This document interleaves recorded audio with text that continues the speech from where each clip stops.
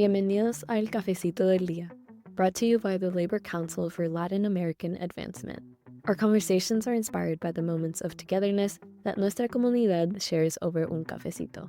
Bienvenidos, soy Carmen Rodríguez. Llegamos al 2026 y a la tercera temporada del Cafecito del Día. Gracias por acompañarnos en el camino del movimiento laboral. En este nuevo episodio nos acompaña Amparo Marroquín, vicerrectora de Proyección Social de la Universidad Centroamericana de El Salvador, UCA, y destacada experta en el tema de migración. Con años de experiencia e investigación, Amparo ha estudiado de cerca las causas y consecuencias de la migración, las deportaciones y el retorno de la diáspora salvadoreña, y en este episodio nos ayudará a comprender cómo las nuevas políticas migratorias de Estados Unidos impactan ya a El Salvador. También hablamos sobre lo que enfrentan los salvadoreños deportados o repatriados al regresar a su terruño y si el país está preparado para recibir a sus hermanos lejanos. Acompáñanos. Bienvenida, Amparo, al Cafecito del Día. Es un gusto tenerte con nosotros. Muchas gracias, Carmen. Es un gusto. Aquí estoy yo con mi cafecito. Desde tu perspectiva académica, Amparo, ¿cómo ha impactado los cambios recientes en la política migratoria de Estados Unidos en la sociedad salvadoreña, particularmente en términos sociales y económicos? En términos sociales, la demografía del país, de la sociedad salvadoreña, ha estado muy dinamizada por el tema de la migración. Nuestro país es un país históricamente migrante, es un país en donde hay mucha gente que tiene el proyecto de vida de emigrar y que, a pesar de lo que dicen nuestros políticos locales, en realidad la decisión, el proyecto de emigrar no depende de lo que sucede dentro del país. Depende mucho más de lo que sucede fuera del país. Lo que nosotros vimos del 2024 al 2025 fue un bajo abrupto de ese proyecto de emigrar para la mayoría de la gente. El Salvador tenía, y a ver, que estamos en un momento en donde la mayoría de la gente está contenta, se siente bien, hay un proyecto de seguridad del gobierno que está funcionando para la gran mayoría de la población, pero aún así el 25% de la gente tenía el proyecto de emigrar. Y el 25% puede parecer poco, pero en la mayoría de países donde no hay migración, la cantidad de movilidad suele estar entre el 4 y el 5%. O sea, 25% es 5 veces lo que un país sin migración tiene en cantidad de personas que quieren migrar. Cuando nosotros le hicimos la encuesta a inicios de 2025, una de cada 4 personas quería migrar. Cuando nosotros hicimos la encuesta 6 meses después, había caído 15 puntos esto. Solamente 10% de las personas estaban considerando migrar y de hecho efectivamente bajó mucho la cantidad de personas que consideraron la migración como un proyecto y esto tiene que ver con las políticas disuasorias de Estados Unidos. En términos económicos, lo que ha sucedido es algo que podríamos llamar un efecto rebote. Las remesas subieron, la cantidad de dinero que entró al país, el que venía por remesas, subió muchísimo y la interpretación que se ha dado a partir de las investigaciones es que hay muchos salvadoreños migrantes, muchas personas salvadoreños migrantes que tomaron la decisión de enviar todos sus ahorros. No es algo que se va a mantener con el tiempo, sino que en efecto es muy posible que este año veamos un bajón de remesas y el mayor problema es que las remesas es la principal divisa que mantiene al país. El país es un país que no tiene, por supuesto, no tiene petróleo, eso nos mantiene a salvo de ciertas situaciones, pero no tiene tampoco minerales, bosques, de agua. No, lo que tenemos es muchas personas y la fuente más importante de divisas para el país ha seguido siendo las remesas y puede haber una afectación vinculada a esto. Luego hay otro tema que es el tema de las deportaciones, ya sea voluntarias o ya sea forzadas, que también es un elemento que está afectando a la sociedad salvadoreña. Sí, y precisamente de ahí quería que fuera nuestra conversación, a las deportaciones. Antes de hablar un poco de cómo se ha visto este fenómeno en El Salvador, ¿cuáles son los principales retos que enfrentan los salvadoreños deportados o autorrepatriados al regresar a su país? Fundamentalmente, lo que pasa es que se están enfrentando a una sociedad que es muy distinta a la sociedad que ellos dejaron. En general, hay siempre los salvadoreños que vuelven suelen ser más vulnerables desde a estafas, a violencias cotidianas.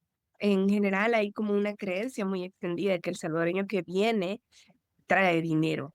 Y muchas veces, sobre todo cuando la deportación ha sido forzada, venís sin nada, no trae dinero. Muchas veces la gente ha vendido cosas acá, no tiene casa, o a veces cuando la migración ya lleva un tiempo más prolongado, es una persona que ya llevó a toda su familia allá y no tiene familia acá cuando regresa. También nos estamos topando con este tipo de personas, personas grandes o personas jóvenes que están siendo retornadas y que no tienen familia cercana acá, no saben qué hacer. El gobierno está enfrentando una emergencia humanitaria que todavía, digamos, no ha salido demasiado a la luz porque están tratando de controlarla, pero que existe, que nosotros sabemos que está ahí y que tiene que ver con una cuestión de cómo vamos a acoger a estas personas que están llegando.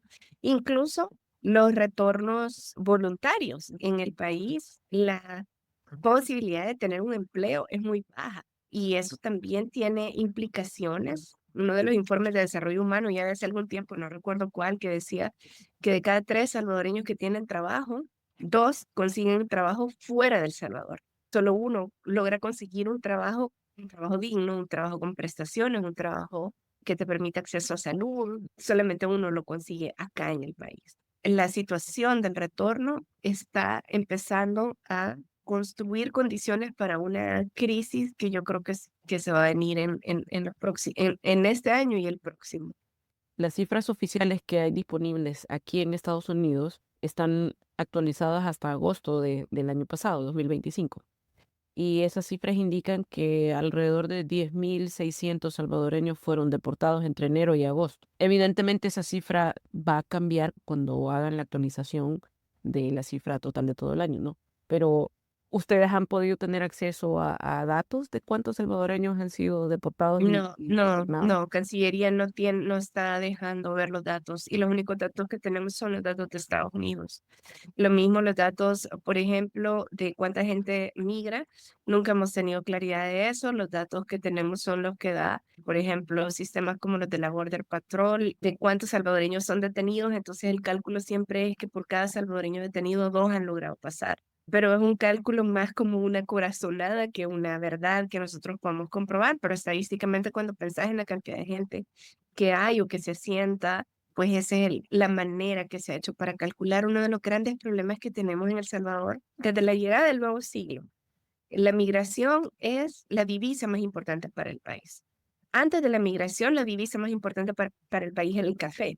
Y nosotros teníamos un Instituto Nacional del Café que tenía información, tenía estadísticas, te permitía tomar decisiones en base a esto. Pero la migración, la remesa es en este momento la divisa más importante para nosotros, pero no hay un Instituto Nacional de Migración que nos permita tener acceso a cifras seguras, a cifras verificadas sobre estos temas. Entonces, ¿qué es lo que pasa en la academia?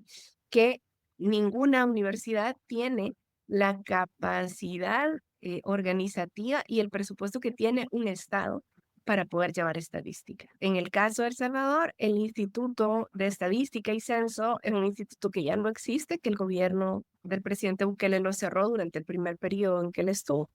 Y no tenemos acceso a datos de Cancillería. Las bases de datos han sido, digamos, no están bajo reserva, pero simplemente las pedís y no se comparten en este momento. Y con tan poco acceso a esa información, ¿se puede saber si el gobierno está implementando respuestas y qué tan efectivas son esas respuestas ante el retorno de los salvadoreños que bien deciden irse o que son obligados a regresar al A país? ver, tenemos un viceministerio de atención a salvadoreños en el exterior, que es el espacio en el que normalmente se da respuesta a esto. Hasta donde yo sé, los planes de respuesta siguen siendo los mismos de los gobiernos anteriores, ¿verdad? Que son planes muy básicos, que lo que se hace es recibir a los salvadoreños, darles un pequeño refrigerio, Coca-Cola, un sándwich, darles un dinero para que puedan hacer una llamada o acceso a una llamada y no mucho más, porque tampoco existe un presupuesto establecido para eso. Entonces hay algunas organizaciones de la sociedad civil que ahora son cada vez menos que se organizan para apoyar este trabajo, para tratar de permitir que los salvadoreños repatriados vayan a sus comunidades de origen, buscar fondos para que puedan hacer emprendimientos, por ejemplo. Hay cosas de las que se ha discutido muy poco y estoy pensando que esta es una situación recurrente que la traemos desde la época de Obama, después Trump, después Biden, de nuevo Trump. Es un tema recurrente, no como por ejemplo, muchas veces cuando nosotros pensamos en la diáspora salvadoreña pensamos solamente en personas que hablan español, pero nosotros tenemos ya una población muy importante de diáspora que ya no habla español, o que habla muy mal el español, que habla inglés. Tenemos algunos estudios en la universidad que hemos hecho sobre jóvenes repatriados de manera forzada que lo que están haciendo es organizándose entre ellos para trabajar en call centers acá en El Salvador, porque son espacios donde solamente, y construyen pequeñas comunidades porque hablan inglés entre ellos, pero son muy mal vistos y son rechazados por las mismas comunidades locales. No tenemos tampoco campañas que ayuden a la integración de estas personas, porque ciertamente son personas que al menos, diría yo, son biculturales, es decir, tienen ya mucho de la cultura de Estados Unidos, pero también mucho de la cultura salvadoreña. Digo al menos porque también algunos son triculturales, es decir, tienen de la cultura mexicana. Entonces la gente te dice, no, es que con este no hablo, porque ahora ya no habla como salvadoreño, habla como mexicano, sin entender que un salvadoreño que ha vivido durante muchísimo tiempo en Estados Unidos, la comunidad hispana y la comunidad latina, homogeniza mucho de su acento con muchas de sus palabras, muchas de sus frases, con frases de México. Y eso simplemente tiene que ver a veces con empatía, tiene que ver también con ampliar un poco tu consumo cultural, ¿no? ¿Existe alguna narrativa oficial entre retornados, deportaciones y reintegración? No, me parece que hubo una narrativa que no era una narrativa oficial, sino una narrativa mediática, es decir, de los medios de comunicación durante muchísimo tiempo, en deportado era equiparado a pandillero. Esa narrativa se cae en la medida en que en este momento, desde hace 3 años, la gente dice, bueno, es que ya no hay pandillas. Entonces ya un deportado no necesariamente es un pandillero, sin embargo, siguen viendo procesos de discriminación que tienen que ver con esas, voy a decirlo así, mañas, entre comillas, que esta persona que viene repatriada trae. Digamos, un país como el nuestro, que es un país muy monocultural, muy conservador, conservador en el sentido de que no quiere moverse culturalmente, no quiere abrirse culturalmente, que es muy, muy poco cosmopolita, digamos, en este sentido, pues suele ver mal esto, suele molestarse por esto, suelen, digamos, etiquetas. Los migrantes son una mala raíz, son una raíz podrida porque vienen de esa cultura que no es nuestra cultura, ¿no? Ese tipo de expresiones las vas a encontrar en distintos momentos. El gobierno no tiene ninguna narrativa. Hubo como un pequeño momento cuando a finales del 2024 el gobierno anuncia que va a dar exención de impuestos para los salvadoreños que quieran regresar acá hasta un cierto monto. Entonces ahí hay como, sí, hermano lejano, tienes que volver, pero en la vida cotidiana, en la cultura cotidiana, esto sigue siendo muy complejo y muy problemático. Son al mismo tiempo, como me decía una señora de Los Ángeles, soy hermana lejana cuando mando la remesa, pero cuando me deportan de regreso puedo ser la mamá del pandillero. Allí hay una ambivalencia en la manera como nos relacionamos con la diáspora, que es muy dura, ¿no? Es decir, el país en general extiende la mano para recibir la remesa, pero al mismo tiempo no construye un vínculo ni programas sistemáticos que ayuden al retorno. ¿A qué me refiero con esto? Por ejemplo, de los mejores programas que yo he conocido en las investigaciones que hemos hecho, de un programa que posibilita el retorno voluntario fue uno de los programas que hizo el gobierno de Ecuador en la época del correísmo. El programa como tal era un programa que permitía muchas cosas y que permitía además identificación de líderes de la diáspora que al país le interesaba que regresaran, porque estaban formados, porque tenían una gran capacidad de X o y había también un fondo de plata a la que estas personas de la diáspora podían optar para poder llevar a cabo proyectos interesantes. Pasándonos ahora un poco al tema laboral.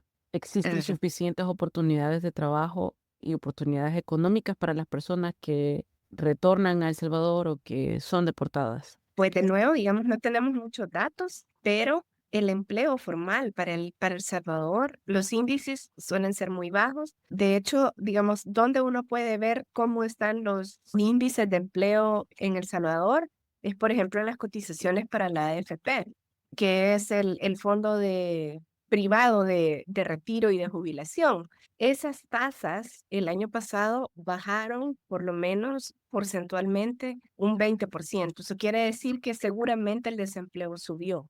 No tenemos datos muy claros. En el caso solamente, por ejemplo, del empleo en el sector público, los empleados que estaban vinculados al gobierno, hemos tenido desvinculaciones de hasta 14,000 personas en los últimos meses del año pasado, ¿no? Eso quiere decir que hay mucha mayor cantidad de personas, de familias, buscando sustento, buscando empleo. Y de hecho, esa es otra de las cosas que muchas veces la gente suele decir. Yo suelo estar en programas hablando sobre el tema de la importancia de acoger al migrante. Y hay gente a veces que llama y dice, mire, sí, usted tiene razón en lo que usted está diciendo, pero es que aquí ya somos muchos que se vayan para otro lado. Hay como una especie de desesperación y es muy contradictorio, ¿no? Porque el migrante ha sido muchas veces señalado en Estados Unidos como alguien que quita el empleo al llegar y resulta que al volver a su país también es señalado por causas parecidas. Y a mí eso me parece súper perverso. La posición vulnerable en la que se encuentran, como lo dijiste al principio. Claro. Y en términos generales, ¿cómo describirías hoy la situación social y laboral de los salvadoreños? Bueno, yo la describiría como una situación precaria, ¿verdad? La situación social y laboral es una situación precaria. En los últimos años, más de 100,000 personas se encuentran por debajo de la línea de la pobreza. Es la primera vez en décadas que tenemos más personas en situación de pobreza que antes, ¿no? Es decir, la pobreza había venido disminuyendo en los últimos años, pero eso no ha sido así y creo que tiene que ver con políticas que lo que han buscado es facilitar o exonerar de impuestos a grandes inversores y no a la población más sencilla, más popular. Y de acuerdo a tu experiencia, ¿qué debería cambiar para que el retorno de los salvadoreños, especialmente en este momento o en este contexto de Estados Unidos, no signifique exclusión o inseguridad? A ver, yo creo, y eso me lo enseñaron los jornaleros de Los Ángeles, que en realidad es muy triste lo que voy a decir, pero creo que en nuestros países no podemos estar esperando que sea el gobierno el que responda a las necesidades de los trabajadores. Creo que son los trabajadores mismos los que nos tenemos que organizar y que la solidaridad entre los trabajadores es lo que nos tendría que ayudar a disminuir los niveles de vulnerabilidad de los trabajadores migrantes.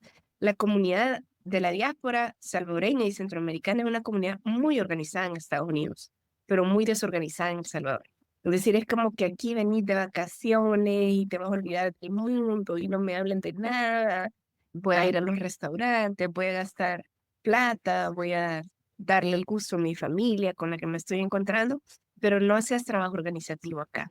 Yo creo que es una falta. Las y los trabajadores tendríamos que organizarnos, no solamente allá para defender los derechos frente a condiciones tan complicadas como las que ahorita se viven con ICE y las redadas, tienes que conocer tus derechos y esto, pero también al llegar acá tendría que haber una organización primero para paliar las emergencias. Nosotros hemos tenido a veces casos de personas, a veces personas de la tercera edad cuya vulneración siempre es mayor, ¿verdad? Es decir, están más vulnerables, que vienen acá y ya no tienen familia acá y hay que buscarles dónde dormir por lo menos unos días. Si ya sos una persona de 75, 80 años, ¿dónde vas a conseguir acá ingresos? ¿Dónde vas a conseguir trabajo? Y toda tu familia está allá. Eso es muy complicado. Entonces, necesitamos organización que ayude a paliar el momento más crítico inicial. Necesitamos organización que ayude a paliar una situación nueva que tenemos en este momento, que es que ya tenemos situación de personas deportadas. Quizá la más famosa ha sido Kilmar Abrego, que en lugar de venir deportadas y ser recibidas acá, son trasladadas directamente a cárceles, al sistema carcelario de este país. Y el problema del sistema carcelario en este momento es que con un régimen de excepción, vos no podés ver a la persona ni saber dónde se encuentra. Básicamente, es como que es una persona desaparecida. Las condiciones de fragilidad de una persona que viene no solamente deportada, sino que además ingresa a un sistema penitenciario a veces por error. A mí me parece que tiene que haber organizaciones que ayuden a esta situación. Esa es como la organización vinculada a la emergencia humanitaria, pero luego tiene que haber organizaciones que ayuden también a estas personas a conocer sus derechos, porque los derechos y las legislaciones y los procesos y las políticas de Los países de origen no son iguales a los procesos y legislaciones del país de destino donde ya te aprendiste cuál era la norma. Entonces venís aquí reclamando unos derechos y la gente te dice, eso aquí no es así. Y entonces, en lugar de tener una situación fortalecida, de nuevo te vuelves más vulnerable. Tiene que haber una organización que reaccione a la crisis humanitaria, pero tiene que haber organización que ayude a la reivindicación de los derechos económicos, sociales, políticos, pero también culturales. Soy tan salvadoreño, no yo, Amparo, ¿verdad? Pero alguien que ha estado 20 o 30 años en Estados Unidos y que aparentemente ya no habla como salvadoreño, ya no se viste como salvadoreño, ya no piensa como salvadoreño, pero es tan salvadoreño como una persona que a los 30 años lo pasó acá. Tener los mismos derechos, porque sos ciudadano.